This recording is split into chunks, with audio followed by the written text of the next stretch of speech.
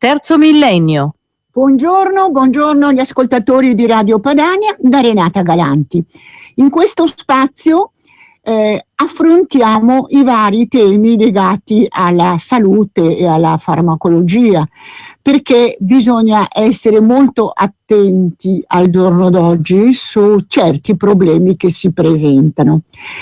Uno dei problemi che è stato affrontato recentemente a Milano in un convegno presentato dalla Teva italiana e si basava sull'indagine Doxa,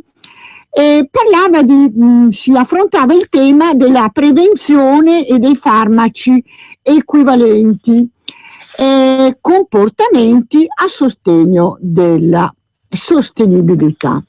Noi abbiamo il piacere di ospitare il dottor Giuseppe Nielfi, presidente del Sindacato Unico Medicina Ambulatoriale Italiana e Professionalità dell'area sanitaria. Buongiorno e benvenuti al dottor Giuseppe Nielfi.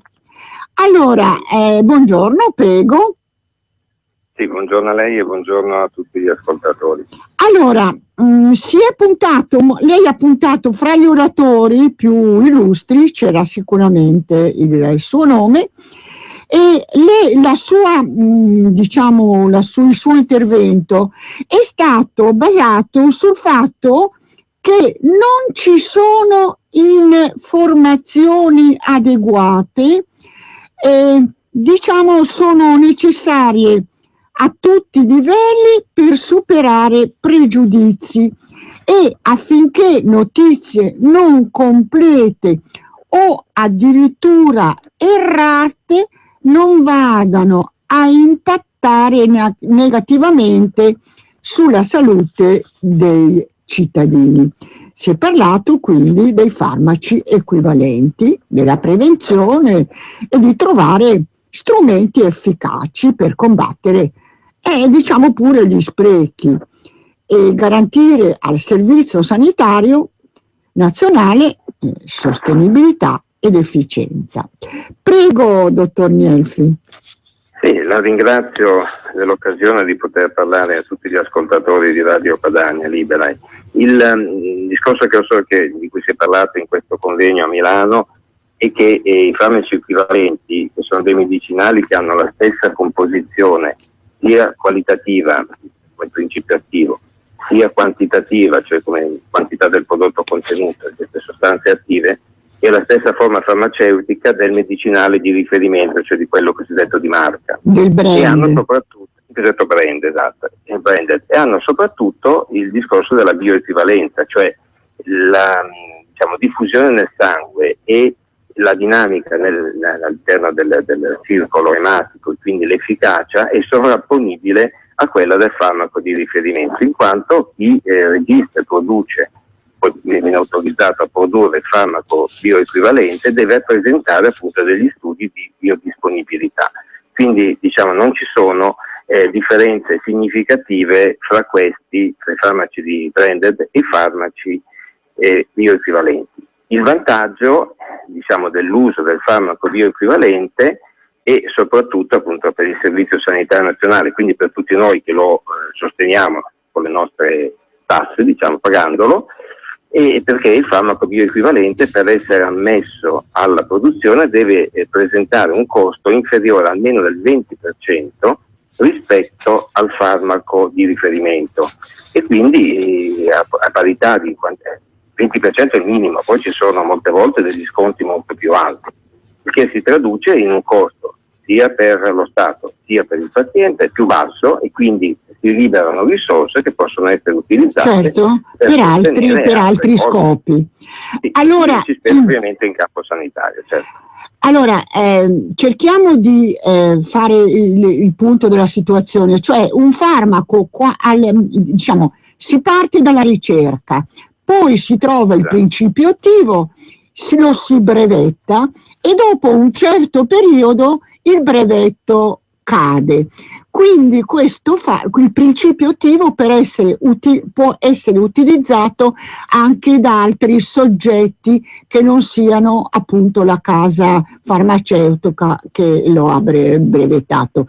Ma voi, tutti gli operatori del settore, siete molto attenti al fatto che il principio attivo sia appunto identico a quello di partenza. Mi corregga se sbaglio.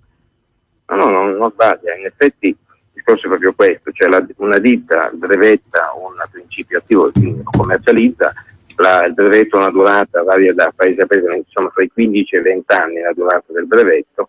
Alla scadenza del brevetto altre ditte farmaceutiche possono produrre questo prodotto per il quale è scaduta l'esclusività, diciamo, nella produzione. Noi siamo molto attenti che la qualità sia la stessa e quindi il risultato clinico sia lo stesso. Il riscontro ce l'abbiamo dai nostri pazienti. Noi non riscontriamo in linea di massima delle differenze significative. Possono essere alcuni prodotti che può capitare ogni tanto per i quali il paziente si trovi meglio col farmaco branded e si continua a prescrivere il farmaco di marca.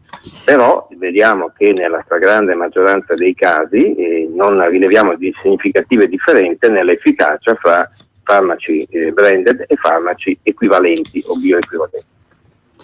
Ecco, la ricerca ha preso in esame un campione di uomini di età compresa fra i 18 e i 64 anni. Dai risultati è emerso che esistono 4 figure. La figura del partecipativo, ovvero colui che con ottimismo ritiene di poter fare molto attraverso il proprio atteggiamento, poi l'arrabbiato che crede di fare già molto attraverso le tasse e pretende da medici e farmacisti un maggiore impegno, e poi diciamo il fatalista e l'autoindulgente.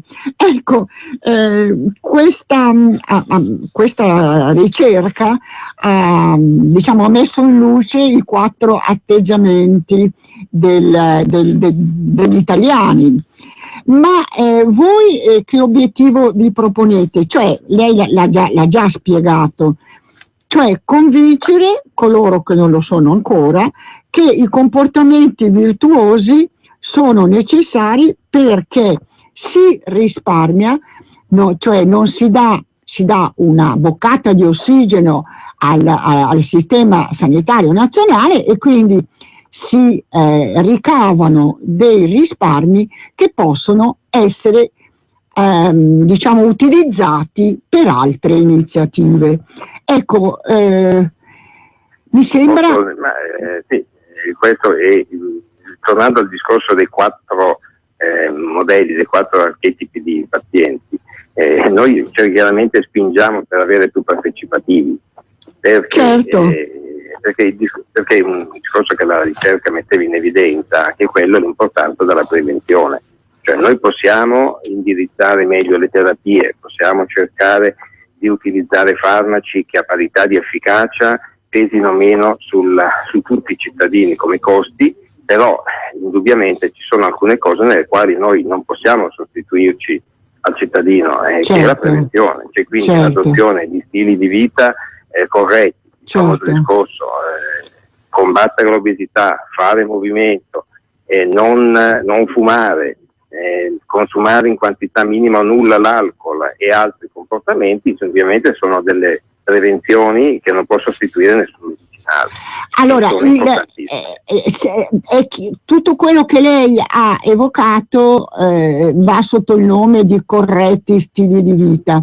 Allora, vorremmo che se qualcuno dei nostri ascoltatori o ascoltatrici desidera porre domande al dottor Nielfi, può farlo allo 02 6620 3529. Cioè, a quale categoria appartenete? Siete convinti del consiglio dei medici e dei farmacisti, oppure avete delle reticenze dovute anche ad abitudini? Molto spesso è difficile disabituarsi al prodotto che si è assunto per molti anni. E, diciamo così, c'è una reticenza non giustificata, ma qualche volta, come lei ha opportunamente ricordato, può esserci anche un particolare caso in cui per ragioni diverse può esserci un rifiuto.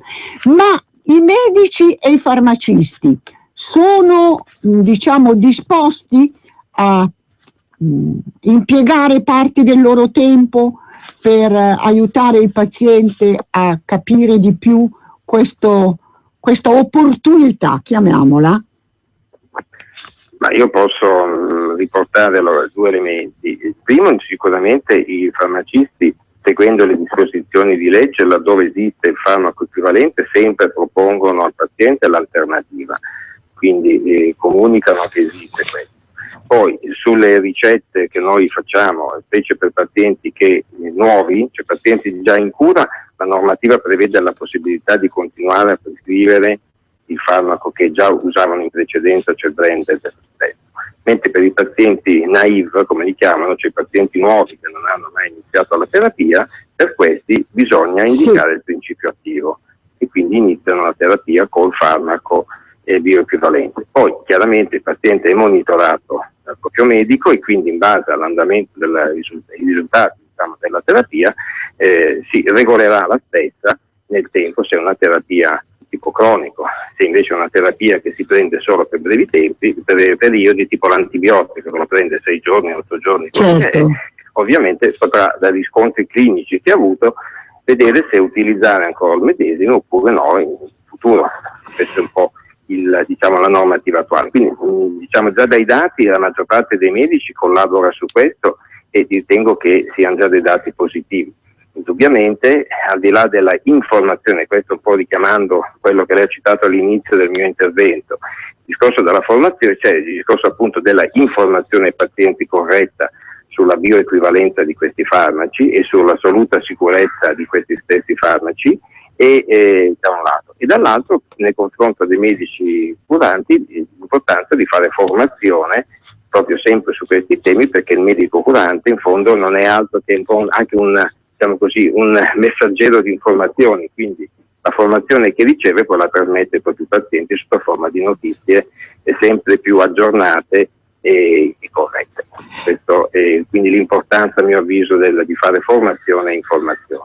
Oggi tenendo presente che c'è internet, che è una fonte inesauribile di notizie, però in campo medico ci sono parecchi, non c'è ancora dei siti, o quantomeno sono pochi, ripeto, i siti di utilizzazione generale, i quali diano delle garanzie totali in merito all'informazione sanitaria. Sarebbe bello se ci fossero dei siti magari coordinato dalla regione, coordinato dagli enti pubblici, diciamo, di corretta informazione sanitaria, in modo che in caso di dubbio, non per questo gli altri siti dicono cose non vere, però avere un sito di riferimento al quale accedere, specie per quelle informazioni su temi per i quali esistono diversità di opinioni o incertezze. Quindi una voce ufficiale sarebbe bello ci fosse anche su internet.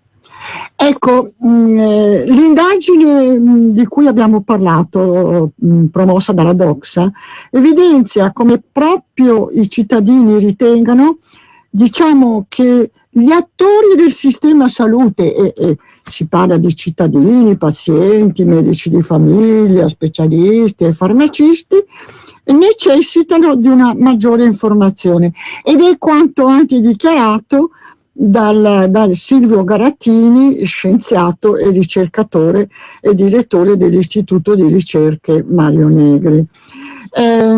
L'indagine dimostra che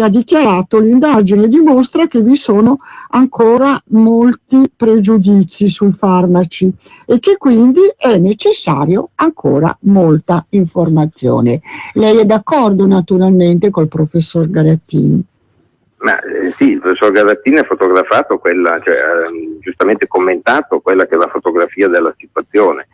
Noi riteniamo che, non è il caso di entrare nel merito perché ci siano o non ci siano questi pregiudizi o queste opinioni, però riteniamo il modo migliore è la formazione. Con la formazione e l'informazione si superano le posizioni, diciamo, non giustificate da fatti, e di conseguenza questo aprirebbe la strada a un migliore utilizzo del farmaco e quindi, ripeto, utilizzazione di questi farmaci bioequivalenti, utilizzazione ancora dei branded quando lo si tiene opportuno, e soprattutto una migliore gestione di quella grossa fetta che poi teniamo presente, che la spesa farmaceutica rappresenta il 15% di tutta la spesa farmaceutica, quindi parliamo a livello nazionale di qualcosa come 17-18 miliardi di euro, quindi ci sono risparmi che anche un 10% di risparmio sono cifre di quasi 2 miliardi di euro che possono essere impiegate nella non autosufficienza, sì, certo, impiegate nei farmaci ad alto certo, costo, cioè sono tante le utilizzazioni che si possono fare, e quindi se vogliamo fare oggi la lotta agli sprechi, indubbiamente è un importante teso, diciamo, di sprechi è proprio anche questo, cioè spendere di più per avere la stessa cosa, ecco. E quindi si cerca di evitare proprio questo, e il modo migliore è proprio quello di non diciamo così, nessun metodo coercitivo assolutamente, ma informazione e formazione.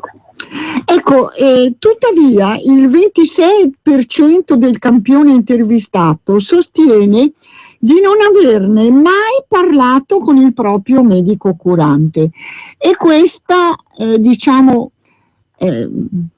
la dice lunga, insomma. Sì, 26% è un dato che ci fa riflettere, anche perché sembra che l'Italia sia un po' fra i fanalini di coda in Europa, di questo trend. Ma il trend è in crescita, si spera almeno? Allora, le dico, tutto questo che lei dice ha citato dei punti fondamentali di questa indagine. Allora, innanzitutto sì, è vero che c'è una parte dei medici, una parte che evidentemente non ritiene che sia così strategica e così importante, così autorevole la sua voce, e quindi non si fa sentire, diciamo così, non parla col paziente riguardo all'utilità del farmaco bioequivalente. Sul discorso dell'uso, effettivamente ci sono paesi come la Germania in cui l'utilizzazione generica supera, o quantomeno bioequivalente, l'80% delle prescrizioni. In Italia siamo a valori molto più bassi, intorno al 50 o anche meno. Il trend è in salita, ecco, in aumento, stanno aumentando, quindi da un lato questo ci fa sperare che pian piano si riesca a raggiungere valori equivalenti a quelli degli altri paesi. È un trend in salita, e sulla velocità di salita possiamo, penso, agendo su queste leve, cercare di accelerarla. Anche perché i pazienti devono tenere presente una cosa, gli ascoltatori, che quando si prende un farmaco a brevetto scaduto, il meccanismo è un po' un meccanismo, diciamo così, complesso, ma il prezzo, si parla del cosiddetto prezzo di riferimento, cioè siccome il farmaco a brevetto scaduto, il farmaco bioequivalente, deve per legge costare almeno il 20% in meno del farmaco branded, l'AIFA, cioè il del farmaco, comunque lo Stato, diciamo, rimborsa e paga il prezzo di questo farmaco di riferimento, certo, cioè il prezzo più basso. Quindi se il farmaco branded costa di più, la differenza di costo è a carico del paziente. Certo, quindi c'è anche proprio un aggravio di spesa. Difatti si è visto, altre statistiche hanno dimostrato che la cosiddetta aderenza terapeutica, cioè il fatto di continuare ad assumere nel tempo regolarmente il farmaco, cala dall'aumentare del prezzo del farmaco. Ecco. Può sembrare una cosa ovvia, però così è. Però così è, cioè diciamo al di là dell'ovvio, della ragione, lo si è dimostrato, e questo diciamo diventa una cosa seria, grave, quando si fanno cure croniche, veda per l'ipertensione, per il diabete, dove una sospensione o anche solo una riduzione del farmaco legata alla impossibilità di sostenerne i costi, o quantomeno rischia di creare dei grossissimi problemi di salute. Allora, professore, noi fra 2 minuti abbiamo la sospensione pubblicitaria, però ascoltiamo ci dice il regista che abbiamo una telefonata. No, Renata, era una correzione del tempo, tra 1 minuto, non è fra precisione, ma allora, se vuole concludere, casomai la richiamiamo, ci fosse la telefonata, perché mi pareva di aver capito che c'era una telefonata ma è caduta. Allora, vuole concludere, professore?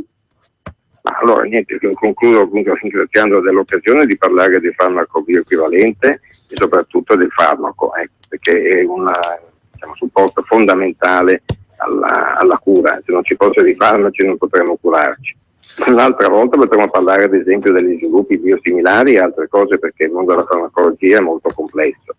Ecco, speriamo che in queste occasioni, anzi confidiamo in queste occasioni di ascolto e di diffusione di queste informazioni, per riuscire pian piano a migliorare anche nel nostro paese la fiducia in questo tipo di prodotti e quindi una migliore gestione delle risorse sanitarie, purtroppo come dire risorse sempre limitate a fronte di bisogni limitati. Purtroppo i bisogni sono crescenti e le risorse calanti, ahimè. Calanti, quindi dobbiamo utilizzarle al meglio. Dobbiamo utilizzarle al meglio. La ringraziamo moltissimo e alla prossima. A tutti gli ascoltatori, grazie e buona giornata a tutti, grazie. La dentiera ti dà problemi?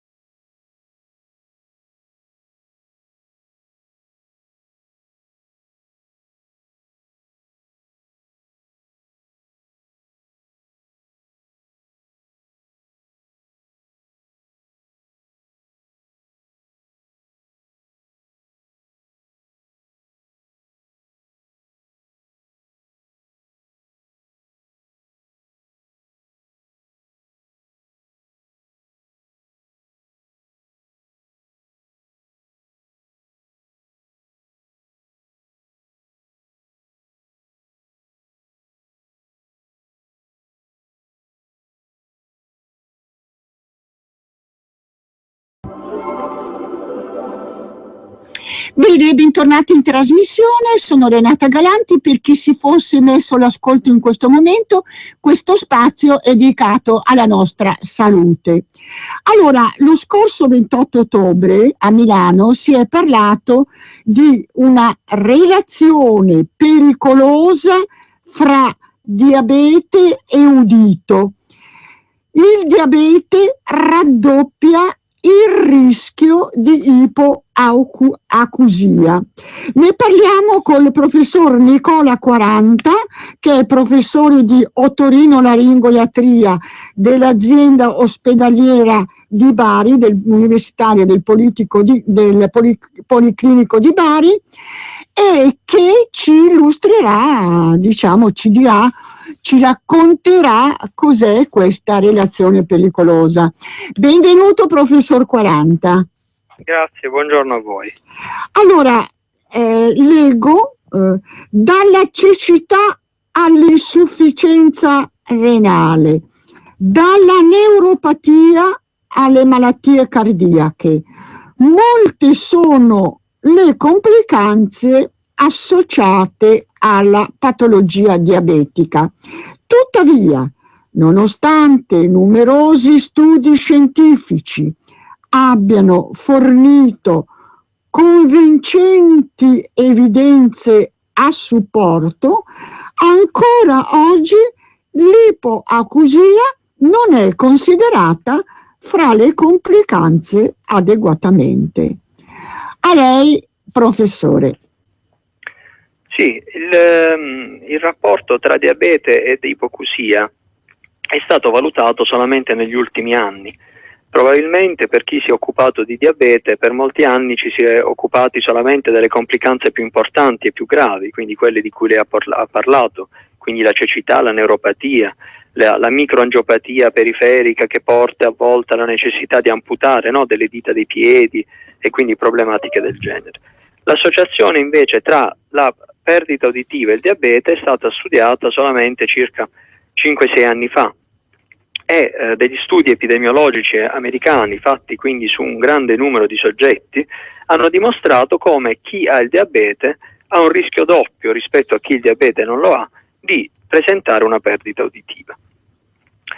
Uno dei motivi per cui probabilmente questa correlazione non è stata studiata a fondo è che comunque tutti noi con il passare degli anni andiamo incontro ad una perdita uditiva, quindi comunque ci troviamo di fronte ad una problematica che interessa molte persone.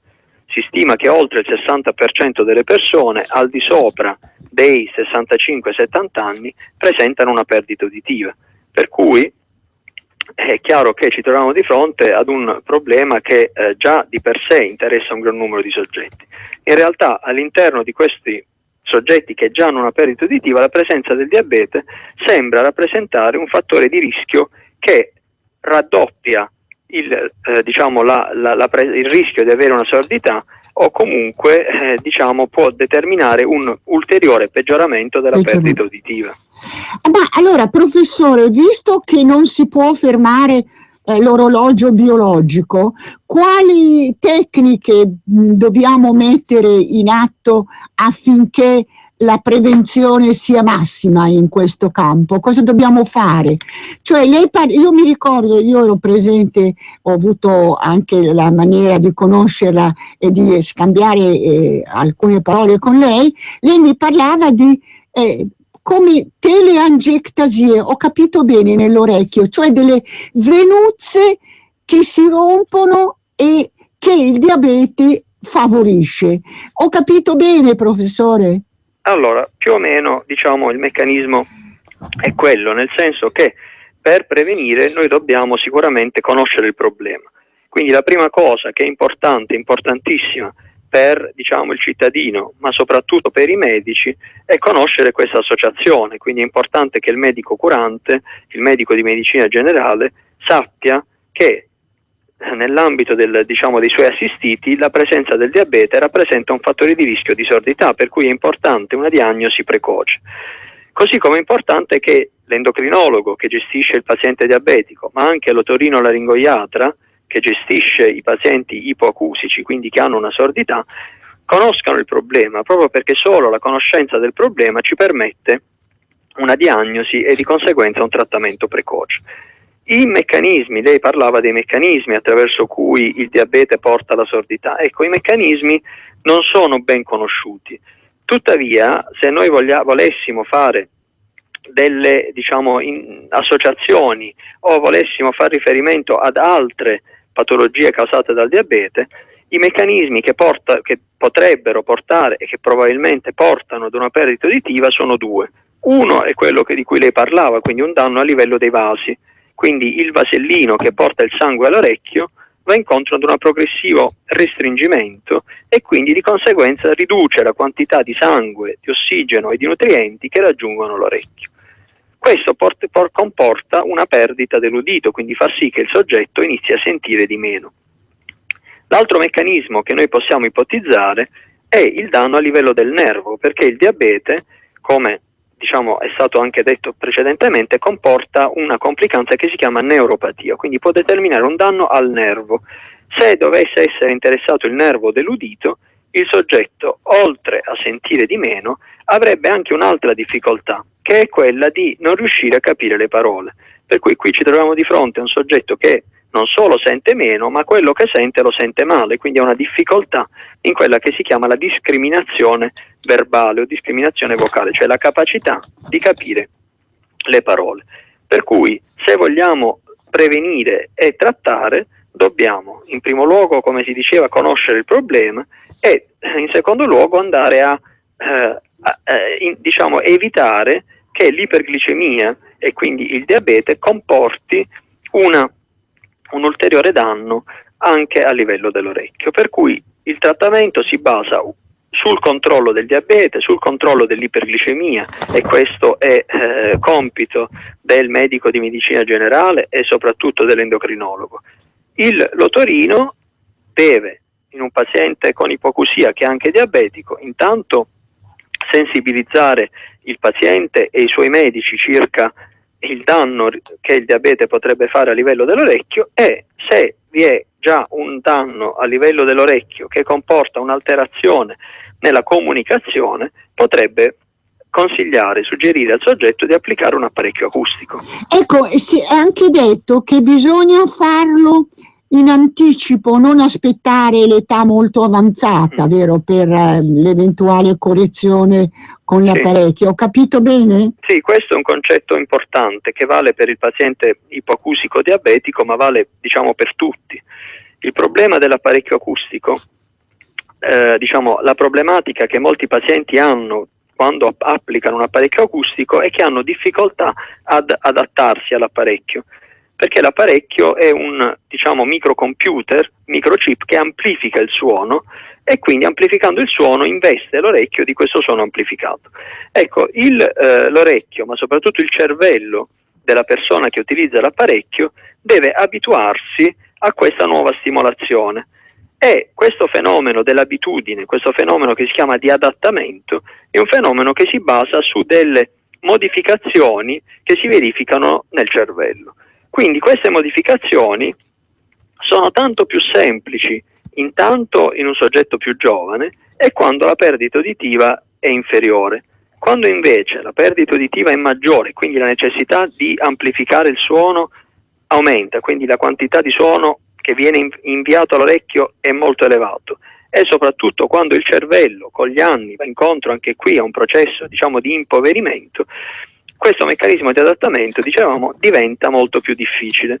Per cui è molto più semplice che il soggetto si adatti a un apparecchio acustico sia quando sente, tra virgolette, un po' meglio, sia quando è più giovane, piuttosto che un soggetto che ha una sordità più importante e soprattutto ha superato i 70-75 anni, quindi lì c'è già un notevole difficoltà fisiologica del cervello ad adattarsi a questa nuova situazione. Ecco, professore, ma allora come prima le dicevo, non si può fermare l'orologio biologico, però si può in qualche modo prevenire con comportamenti, virgolette, virtuosi, diciamo questo il problema che si presenterà inesorabilmente con l'avanzare dell'età? Certo, la prevenzione è fondamentale. Qui parliamo di diabete, però in realtà i fattori di rischio per una perdita uditiva sono numerosi, quindi il diabete è uno dei vari fattori di rischio. Altri fattori di rischio sono tutte le patologie metaboliche, quindi la pressione, l'ipertensione, l'aumento del colesterolo e dei trigliceridi, e quindi è importante, diciamo, evitare, trattare tutte queste condizioni. Altri fattori che possono peggiorare l'udito e che possono determinare un più rapido peggioramento uditivo sono rappresentati per esempio dal rumore, dall'esposizione al rumore, quindi è importante evitare esposizioni a rumori che possono essere tossici per l'orecchio. Tutti i fattori voluttuari tipo l'alcol, il fumo, sono tutti fattori che sono stati anch'essi correlati ad una più rapida perdita uditiva. Per cui diciamo che qui bisogna fare riferimento alla vita sana, quindi una vita sana e un trattamento delle patologie che ognuno di noi può avere col passare degli anni rappresenta il presupposto fondamentale alla prevenzione della perdita uditiva. Ecco, allora quando abbiamo, diciamo, i decibel impazziti, come spesso capita ai giovani che ascoltano musica a volume elevato. Allora è compito dei genitori vigilare affinché, diciamo, non si ecceda, ma i genitori sono preparati a tirare le orecchie ai propri figli.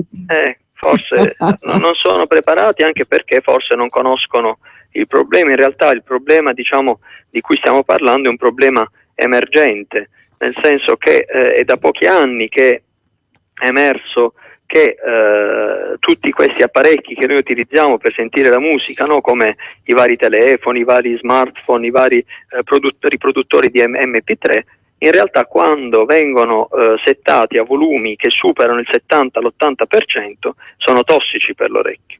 Per cui, diciamo, il consiglio che noi dobbiamo dare ai giovani ma anche agli adulti, perché insomma il problema vale per i giovani ma vale anche per gli adulti, è di cercare di non superare il 70-75% del volume diciamo nelle impostazioni di questi apparecchietti. Allora, se qualcuno vuole porre domande al professore può farlo allo 0266203529. Professore, allora abbiamo detto attenzione ai problemi, chiamiamoli di base, cioè ipertensione, colesterolemia, cardiopatia e quant'altro, questo senz'altro, ma anche l'alimentazione? Questa è una domanda molto interessante. Probabilmente sì, anche se in realtà in rapporto a questo tipo di problematica studi non esistono, però è certo che un'alimentazione che previene l'iperglicemia, un'alimentazione che previene diciamo che non ecceda in grassi è probabilmente come diciamo è stato dimostrato per esempio per i tumori, no? Perché è stato dimostrato che una dieta mediterranea previene il tumore del colon. Certo, qui non abbiamo studi che correlino la dieta con la perdita uditiva. Tuttavia è ragionevole pensare che anche qui un'alimentazione, diciamo, che è quella che noi in Italia portiamo avanti, cioè della dieta mediterranea, certamente prevenga anche, o possa in teoria prevenire anche le varie complicanze dell'ipercolesterolemia, dell'iperglicemia, e quindi anche possa prevenire quella che è una perdita uditiva accelerata. Quindi diciamo chiamiamoli corretti stili di vita, insomma, certo. e non sbagliamo. Allora è in aumento purtroppo il diabete in tutto il mondo. Questi sono dati che ho ascoltato nel convegno a cui hai partecipato e c'è una ragione, esiste una ragione per questo aumento che riguarda tutto il mondo. Che spiegazione è stata data? Ipotesi ne sono state fatte? Questa domanda, diciamo, è più per uno specialista in endocrinologia. Tuttavia, diciamo, il problema del diabete e della perdita uditiva che si poneva era proprio che che questa problematica sta aumentando e aumenta in tutto il mondo, probabilmente per quanto riguarda soprattutto l'udito, perché aumenta e sta aumentando la vita media. In tutti, diciamo, i continenti, in tutti i paesi si sta diciamo avendo un progressivo aumento della vita media, quindi sta aumentando anche il numero di soggetti che superano i 65 anni. E questo fondamentalmente comporta di conseguenza un aumento del numero di soggetti che presentano il problema. Per quanto riguarda il problema del diabete, probabilmente anche lì c'è un aumento, diciamo, della vita media e quindi un aumento del numero di soggetti che possono presentare il problema e quindi il diabete, ma probabilmente anche la dieta. Nei paesi, diciamo, anglosassoni è stato molto correlato anche con, diciamo, il cosiddetto street food o fast food, cioè le problematiche dismetaboliche che derivano diciamo, da una dieta non corretta. Quindi riguarda, allora, la patologia riguarda 7 milioni di persone in Italia e questo dato purtroppo non fa ben sperare per il futuro, perché la curva il trend è in aumento. Come ci lasciamo, professore?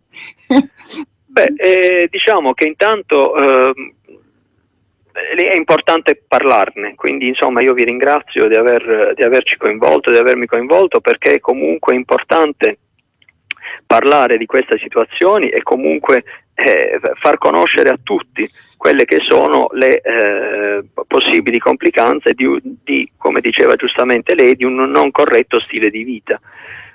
Molto di quello che noi siamo lo ereditiamo, e quindi lo ereditiamo dai nostri genitori e lo ereditiamo dai nostri geni.